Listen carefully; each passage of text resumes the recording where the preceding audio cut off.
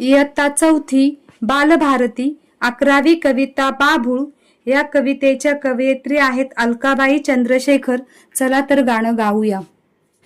गोल पिवळ्या फुलांची बाभळीची शाल झाली, दिसे किती डौलदार हळदीचा रंग ल्याली. बाई बाभळीच्या शेंगा जसे लोंबते तोरण, ऊन झिरपते खाली जाते रांगोळी काढून.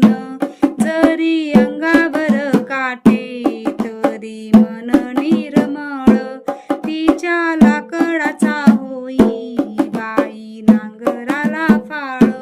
आहे राकट बाभूळ तिचे किती गाव गुण, तिच्या काटेरी फांद्यांचं होई शेतीला कुंपण.